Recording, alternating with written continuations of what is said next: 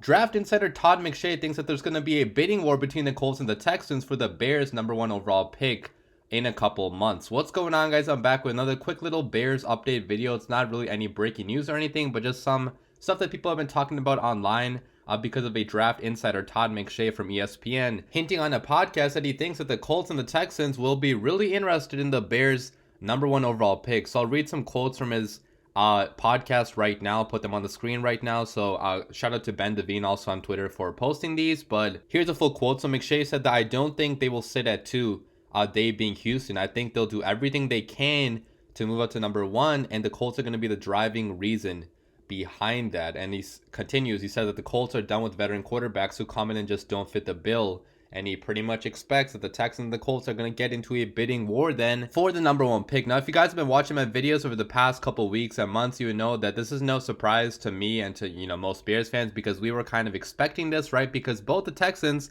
and the Colts need a quarterback, okay? Both of them definitely need a quarterback. They have GMs that are kind of desperate, I would say, especially Chris Ballard. He said earlier this year that he would do whatever it takes to go get a quarterback at the top if there's one there that he likes. Nick Caserio, the Texans GM, also has been unable to find a franchise quarterback so far. Now, he only got hired in 2021, so he's definitely not as much on the hot seat as Chris Ballard is, but still, okay, he has a young roster right now that finished with the second worst record in the NFL. They had the #1 overall pick the vast majority of the year until they won a game at the last second to give the Bears the #1 overall pick, potentially blowing their chance at, Bryce Young or whoever they like. So if they want to get the #1 pick back, that could be pretty big in turning the Texans around, right? Because if you don't have a quarterback, if you don't have a franchise quarterback that your team can believe in, you are going nowhere as a franchise. So both these GMs definitely realize that there is going to be pressure on them to find a solution at the quarterback spot this year in the draft. And lucky for the Bears, they are division rivals, okay? They definitely don't like each other. They definitely don't want to see their top choice at quarterback go to their division rival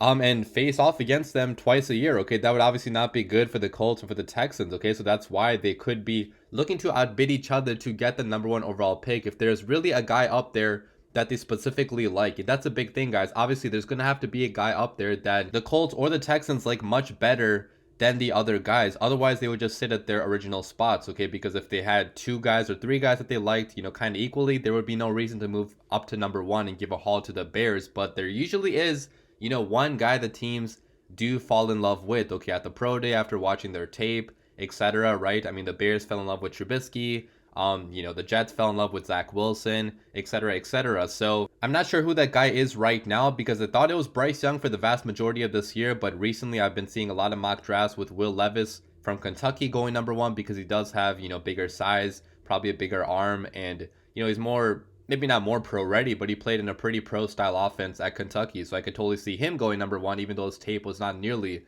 as good as a Bryce Young from Alabama. But Bryce Young is obviously undersized, and that's going to be a big worry, a big concern to a lot of teams if they are picking #1 in the draft, even though he had such a great college career. Also, CJ Stroud from Ohio State had a really good college career as well. Did really well against Georgia's fearsome defense in the playoffs, had a really good day passing against it. So maybe he could also be in consideration for the #1 overall pick. So right now, we just don't know who's actually going to be #1. Again, if I had to guess, it probably is going to be Bryce Young because he did have the best college tape, but it could be a Will Levis too. It could be a CJ Stroud too. But as the process does go on, as we see, the NFL Combine, the Pro Days, I think one guy will separate himself as the #1 overall quarterback, the best quarterback of this class. And if that's the case, there could be a bidding war between the Colts and the Texans, like Todd McShay has predicted. Now, obviously, these draft insiders, they talk to a lot of people, okay? So if Todd McShay is saying this, I know that obviously draft insiders can be wrong because it is a guessing game at the end of the day. But if he's saying these things this early, he's probably getting some intel that is saying that this is actually a possibility. Now, if you want to know what potentially we could be getting out of a trade package from the Colts or the Texans, I actually made a video last week, or actually earlier this week on Monday, where I went over, potential trade packages that the Bears could be receiving based on past historical trades that have actually happened with the top 3 picks. So definitely check out that video if you haven't seen it already, but I'll put some of the slides on the screen right now, okay, the Texans and the Colts trade. But if there is actually going to be a bidding war type of situation, it could also be more than what I have listed here, okay? This is probably like the baseline, like the, maybe not the starting point, but like what I'd be happy with the Bears receiving if, they actually did a trade with the Texans or the Colts. But Obviously, I could be wrong, okay? The actual value in a bidding war type of situation could be a lot more, right? Like if the Texans really do badly want to get to number one, okay? They like Bryce Young or whoever way, way better than Will Levis or than the CJ Stroud, and they want him super badly, okay, to prevent the Colts from getting him and, having to play him twice a year. Maybe the Texans could offer their number 12 overall pick in this year's draft, okay? Their second first round pick that they got from the Deshaun Watson trade. Now, that would be the best case scenario. Like maybe it's even more beyond that, but I think that getting number 12 overall would be the absolute best case scenario for the Bears to only go back one spot, because then you can still trade back for number two, with the Colts, with the Panthers, with the Raiders, whoever, and get even more draft capital if you don't want to, take a Will Anderson or a Jalen Carter, which even staying at number two would be fantastic to get a Jalen Carter or a Will Anderson, right? So getting number 12 overall, that would be such a best case scenario for the Bears. I do think it's not very likely it is to happen, but if it is actually, again, a bidding war type of situation where Houston wants him badly, they want to go to number one badly, it's not totally out of the realm of possibility. Now, what could the Colts be offering in a bidding war situation? It could be multiple first round picks. Okay, in my mock trade, I only had the Colts giving up one first round pick and a future second, as well as this year's high second. So that would be a lot already as it is, but it could also be a 2025 first rounder if it is, again, a bidding war type of situation. Now, don't get your hopes up too high, though, because obviously this is a best case scenario type of situation, which I'm talking about right now. Okay, I would be very happy with the Bears only getting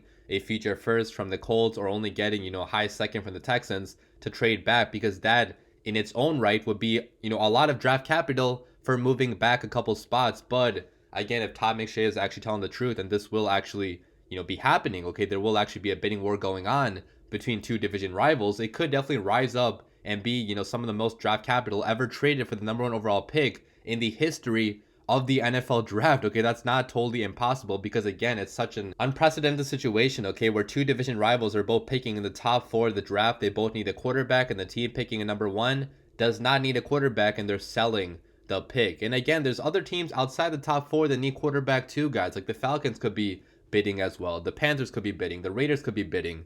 Maybe a team like the Commanders, probably not, because they'd have to be offering a lot. But the point is that there's going to be a lot of teams potentially bidding to get to number one overall. Now, obviously, free agency is going to affect all this. So, if for example, Lamar Jackson actually does get traded, or, if Tom Brady goes to any of these teams, which he probably wouldn't, but that's obviously going to affect which teams are going to try to trade for pick number one. So you have to hope that the Colts and the Texans do not get the quarterback positions filled in free agency or through the trade market, right? Because especially the Colts, if they get a guy like a Lamar Jackson or like a Tom Brady, that would obviously not be good for the Bears, because that would be one less suitor potentially for the number one overall pick. But again, the likelihood of that happening, the likelihood of the Colts trading for Lamar Jackson or signing an old Tom Brady when the roster has so many holes is not that high. So I do think the Bears will be fine no matter what after free agency happens. Okay, some team will want to go up to number one and probably give the Bears a haul to go up to number one. So no matter how you slice it, man, the Bears are just so extremely lucky to have the number one overall pick. Like, I still cannot believe that we actually have this pick, because the value of it is just going